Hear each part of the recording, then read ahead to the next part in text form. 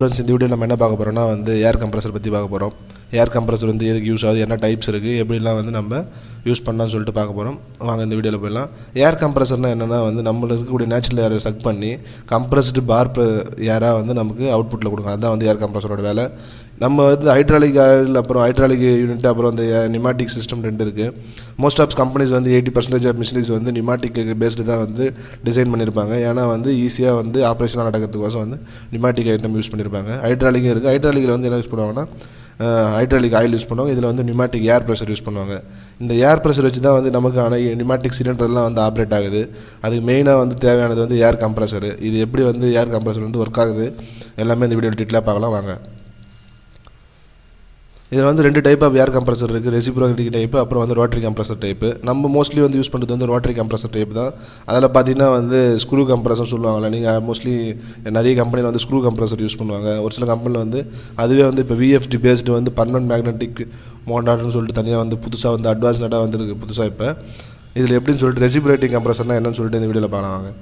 இந்த compressor types பார்த்தீங்கன்னா இது போல தான் கொடுத்துருப்பாங்க. ரெசிப்ரோகேட்டிங் கம்ப்ரஸரில் சிங்கிள் ஸ்டேட் இருக்குது, மல்டி ஸ்டேட் இருக்குது. ரோட்டரி கம்ப்ரஸரில் பாசிட்டிவ் டிஸ்பிளேஸ்மெண்ட், நான் பாசிட்டிவ் டிஸ்பிளேஸ்மெண்ட்னு ரெண்டு டைப் இருக்குது. நீங்கள் இது இன்டர்வியூ போகும்போது கேட்டாங்கன்னா நீங்கள் இதை எக்ஸ்பிளைன் பண்ணால் யூஸ்ஃபுல்லாக இருக்கும். ஏன்னா நிறைய கம்பெனிஸ் எல்லா கம்பெனிலுமே கம்ப்ரஸர் என்ற ஒரு யூனிட் இன்ஸ்டால் பண்ணியிருப்பாங்க. அதனால் நீங்கள் கம்ப்ரஸரை பற்றி ஒரு பேசிக் நாலேஜ் இருக்கணும். ஓகேங்களா? இது ரெசிப்ரோகேட்டிங் டைப். இதில் பார்த்தீங்கன்னா நம்ம இன்ஜினில் இருக்கக்கூடிய செட்டப் மாதிரி தான். ஒரு சென்ட்ரலைஸ்டு ஒரு ஷாஃப்ட் போட்டிருப்பாங்க, கிராக் ஷாஃப்ட்டு. அதில் பிஸ்டன் கொடுத்துருக்காங்க. இது மூணுமே ஒரு பிஸ்டன். இது உங்களுக்கு இது பார்த்தா புரிஞ்சிடும். நான் அதெல்லாம் ஒரு ஸ்லைடில் எக்ஸ்பிளைன் பண்ணுறேன். அதை பார்த்தா உங்களுக்கு அண்டர்ஸ்டாண்ட் ஆகிடும். இது கண்டினியூஸாக சுற்றும் போது என்ன ஆகும்னா செக்ஷன் அப்புறம் டெலிவரி ஆப்ரேஷன் நடந்துகிட்டே இருக்கும். இது மோட்டரில் கப்பல் பண்ணியிருப்பாங்க. வாங்க அந்த இது பார்க்கலாம். இதில் பார்த்தீங்கன்னா உங்களுக்கு சிங்கிள் ஸ்டேட் கொடுத்துருக்காங்க. பார்த்தீங்கன்னா இது சிங்கிள் ஸ்டேட் ரெசிப்ரோகேட்டிங் கம்ப்ரஸர். இது மல்டி ஸ்டேட். ஓகேங்களா? சிங்கிள் ஸ்டேட்னா சிங்கிள் பிஸ்டன் சிங்கிள் சிலிண்டர். பார்த்தீங்களா? இதுதான் சிங்கிள் சிஸ்டம். ஓகேங்களா? மல்டினா இது போல் நிறைய multiple number of cylinders use பண்ணியிருப்பாங்க. சென்ட்ரலைஸ்டு ஒரு ஷாஃப்ட் கனெக்ட் பண்ணியிருப்பாங்க மோட்டர் கூட. இது ஒரு டைப் ஆஃப் கம்ப்ரஸர். இந்த கம்ப்ரஸரும் யூஸ் பண்ணுறாங்க. மோஸ்ட்லி இதெல்லாம் இப்போ ரேர் ஆகிடுச்சு. ஏன்னா இப்போ எல்லாமே காம்பேக்டாக விஎஃப்டி பேஸ்டு ஸ்க்ரூ கம்ப்ரஸர் வந்துருச்சு. அப்புறம் பர்மனன்ட் மேக்னெட்னு சொல்லிட்டு புதுசாக ஒரு ஸ்க்ரூ கம்ப்ரஸர் வந்துருக்கு. அதை பற்றின வீடியோஸ்லாம் ப்ராக்டிக்கலாக எப்படி இருக்குன்னு சொல்லிட்டு நாங்கள் அடுத்த வீடியோவில் போடுறோம். இது ஒரு பேசிக் லெவல் ஆஃப் அண்டர்ஸ்டாண்டிங்கோசம் பண்ணியிருக்கோம். ஓகேங்களா? ரோட்டரி கம்ப்ரஸரில் என்னென்னா என்னென்ன டைப் இருக்குன்னா ரூட் ப்ளோயர் டைப்பு. இதில் தான் பாசிட்டிவ் டிஸ்பிளேஸ்மெண்ட் சொல்லுவாங்க. ரூட் ப்ளோயர் டைப்பு, அப்புறம் வேன் டைப்பு, அப்புறம் ஸ்க்ரூ டைப். இது நம்ம மோஸ்ட்டாக யூஸ் பண்ணுறது ஸ்க்ரூ டைப் யூஸ் பண்ணுவோம். அப்புறம் ரூட் ப்ளோயர் யூஸ் பண்ணுவோம். ரூட் ப்ளோயரில் எங்கே இருக்குன்னு பார்த்தீங்கன்னா எஸ்டிபி பிளான்ட்டில் போனீங்கன்னா ஒரு ப்ளோயர் யூஸ் பண்ணுவாங்க. அந்த ப்ளோயர் எல்லாமே ரூட் ப்ளோயர் தான். அதில் பார்த்தீங்கன்னா ரெண்டுமே இப்படி மெர்ஜ் ஆகிற மாதிரி கொடுத்துருப்பாங்க. அந்த செட்டப் உங்களுக்கு காமிச்சா ஈஸியாக புரிஞ்சிடும். வேன் டைப்லாம் வேன் டைப் இருக்குது, வேன் டைப் கம்ப்ரஸர் இருக்குது. இது எப்படி இருக்குன்னு சொல்லிட்டு நான் அதையும் எக்ஸ்பிளைன் பண்ணுறேன். ஸ்க்ரூ கம்ப்ரஸர் தான் நம்ம மோஸ்ட்லி யூஸ் பண்ணுறது ஸ்க்ரூ கம்ப்ரஸர் தான். அது இல்லாமல் இப்போ அட்வான்ஸ்டாக பர்மனன்ட் மேக்னெட்டு சொல்லிட்டு அது ஒரு டிஃப்ரெண்ட்டான ஆயில் ஃப்ரீ ஸ்க்ரூ கம்ப்ரஸர்லாம் வந்திருக்கு. அதை பற்றின ப்ராக்டிக்கல் வீடியோ நாங்கள் நெக்ஸ்ட் வீடியோவில் பண்ணுறோம். இது ஒரு தேர்ட்டிக்கலாக என்னென்ன டைப் இருக்குன்னு சொல்லிட்டு எக்ஸ்பிளைன் பண்ணுறோம். ஓகேங்களா? அது இல்லாமல் நான் பாசிட்டிவ் டிஸ்பிளேஸ்மெண்ட்னா சென்ட்ரிஃபிகல் கம்ப்ரஸர். இது ஒரு டைப் ஆஃப் இருக்குது. அப்புறம் ஆக்சியல் ஃப்ளோ. இதெல்லாம் பெரிய பெரிய ஏர்லைன்ஸ் அதுபோல் இருக்கிற ஏரியாவில் தான் யூஸ் பண்ணுவாங்க. இந்த கம்ப்ரெஷன் அதுபோல் எப்படி ஃப்ளோலாம் அதிகமாக நடக்கக்கூடிய இடத்துல இது போல் டைப் ஆஃப் கம்ப்ரஸர் யூஸ் பண்ணுவாங்க. ஓகேங்களா? இதுதான் நான் சொன்னது ரூட் ப்ளோயர் சொன்னேன். பார்த்தீங்கன்னா இதெல்லாம் நீங்கள் எஸ்டிபியில் பார்த்தீங்கன்னா உங்களுக்கு தெரியும். இது போல் தான் ப்ளோயர் யூஸ் பண்ணியிருப்பாங்க. எஸ்டிபி ப்ளோயர் என்ன பண்ணியிருப்பாங்கன்னா சென்ட்ரலைஸ்டு ஷாஃப்ட்டில் ரெண்டுத்தையும் மெர்ஜ் பண்ணியிருப்பாங்க. இது சுற்றும் போது என்ன ஆகும்னா ரெண்டுமே உரசிக்கிட்டு சுத்தம், கேப் இல்லாமல் சுற்றத்தினால என்ன ஆகும்னா நம்மளுக்கு கம்ப்ரஸ்டு ஏர் வெளியே வரும். ஒரு 6 பார்னா டிசைனுக்கு ஏற்ற மாதிரி. இது ஒரு ரூட் ப்ளோயர் சொல்லுவாங்க. வாங்க நம்ம ஸ்லைடில் போய் பார்க்கலாம் எப்படி இருக்குன்னு சொல்லிட்டு உங்களுக்கு அதில் டீட்டெயிலாக எக்ஸ்பிளைன் பண்ணிடுறேன்.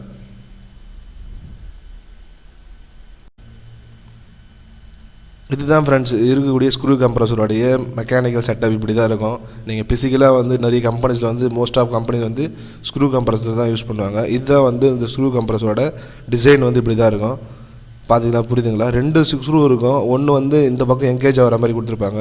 இதை பார்த்தா உங்களுக்கு ஈஸியாக புரிஞ்சிருக்கும். இதுதான் ஸ்க்ரூ கம்ப்ரஸருக்கு உள்ளே இருக்கக்கூடிய இன்டர்னல் பார்ட்ஸு.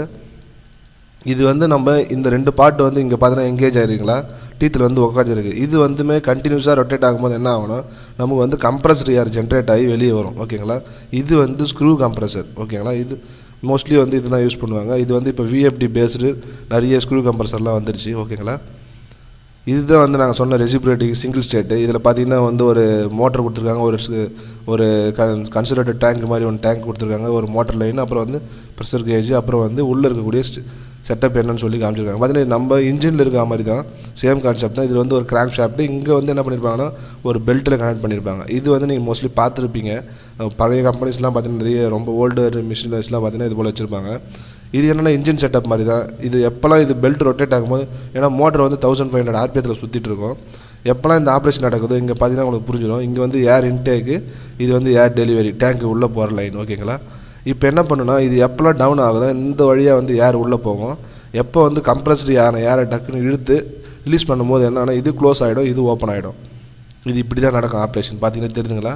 இது போல் வந்து கண்டினியூஸ் ஆப்ரேஷனால தான் வந்து நமக்கு வந்து அவுட்புட்டில் வந்து இது போல் ஏர் வந்து நமக்கு கண்டினியூஸாக கிடைக்குது. இதே போல் தான் ஆப்ரேஷன் வந்து இந்த டைப் ஆஃப் கம்ப்ரஸர் நடக்கும். இது வந்து மல்டி ஸ்டேஜ்னு சொன்ன பார்த்தீங்கன்னா உள்ள என்னென்னா வந்து 2 சிலிண்டர் யூஸ் பண்ணியிருக்காங்க. பார்த்தீங்கன்னா இப்போ 2 பிஸ்டன் யூஸ் பண்ணியிருக்காங்க. இதுவும் அதே சேம் கான்செப்ட் தான் வந்து, ஆனால் 2 இது யூஸ் பண்ணியிருக்காங்க. பார்த்தீங்களா? இது வந்து கெப்பாசிட்டிக்கு ஏற்ற மாதிரி டிசைன் பண்ணுவாங்க. இது அதே போல் ஒரு சென்ட்ரலைஸ்டு ஒரு 5 HP மோட்டர் யூஸ் பண்ணுவாங்க, ஒரு பெல்ட் போட்டு ஷாஃப்ட்டில் கனெக்ட் பண்ணியிருப்பாங்க. இது அப்படியே கண்டினியூஸாக ரொட்டேட் ஆகும்போது வந்து நமக்கு வந்து ஏர் வந்து ப்ரொடியூஸ் ஆகி டேங்குக்கு வந்து போகும். இதே சேம் கான்செப்ட் தான். இது வந்து ரெசிப்ரோகேட்டிங் டைப் கம்ப்ரஸர். இது வந்து வேன் டைப். நான் சொன்னது வந்து இது வந்து வேன் டைப்ன்றது வந்து ஹைட்ராலிக் சிஸ்டத்துலேயும் இருக்குது, அப்புறம் வந்து நியூமேட்டிக்லேயும் இருக்குது, அப்புறம் வேக்கம் பம்ப்லேயும் வந்து வேன் டைப் யூஸ் பண்ணுவாங்க. இது பார்த்திங்கன்னா வந்து இங்கே வந்து ஒரு வேன் மாதிரி கொடுத்துருக்காங்க. பார்த்தீங்கன்னா இது என்னென்னா உள்ளே வந்து ஸ்ப்ரிங் இருக்கும். இங்கே பார்த்தீங்கன்னா தெரியுதுங்களா? இந்த ஸ்ப்ரிங் என்ன ஆகுனா, நார்மலாக வந்து இங்கே கரு வந்து டிஃப்ரெண்ட், நார்மலாக சென்ட்ரலைஸ்டு பண்ணியிருக்க மாட்டாங்க, ஒரு இது போல தான் டிசைன் பண்ணியிருப்பாங்க. இந்த கேப் தெரியுதுங்களா? இது இங்கே கொஞ்சம் ஓவல்ட்டியாக இருக்குது, இங்கே பார்த்தீங்கன்னா கொஞ்சம் ஏரியா குறையுது. பார்த்தீங்களா? இது போல் தான் வந்து இந்த வேன் பம்பை டிசைன் பண்ணியிருப்பாங்க. இது கண்டினியூஸாக ரொட்டேட் ஆகும்போது என்ன ஆகும்னா நமக்கு வந்து ஏர் வந்து நமக்கு சக் பண்ணி நமக்கு டெலிவரி பண்ணணும். இங்கே வந்து செக்ஷனு, இது வந்து டெலிவரி லைன். உங்களுக்கு எக்ஸாம்பிள் சொல்கிறேன், இது கிராஃபிக்கலாக இருக்கிறதுனால உங்களுக்கு வந்து ஈஸியாக அண்டர்ஸ்டாண்ட் ஆகிடும். இது கண்டினியூஸாக 1500 RPM சுற்றும் போது என்ன ஆகுனா வந்து நமக்கு வந்து நம்ம செட் பண்ண ப்ரெஷர் பார் வந்து நம்ம அச்சீவ் பண்ணலாம். இதுதான் வந்து ஒரு பேசிக் லெவல் ஆஃப் வீடியோ. அடுத்த வீடியோ வந்து நம்ம எப்படி ஃபிசிக்கலாக எப்படி இருக்குது, நம்மளோட ஏர் கம்ப்ரஸர்லாம் இருக்குது, உள்ள என்னென்ன சிஸ்டம் இருக்குதுன்னு சொல்லிட்டு டீட்டெயிலாக எக்ஸ்பிளைன் பண்ணுறோம். உங்களுக்கு வந்து ஏதாச்சும் டவுட் இருந்தால் கமெண்ட்டில் தெரிவிங்க, நான் கண்டிப்பாக வந்து எக்ஸ்பிளைன் பண்ணுறேன்.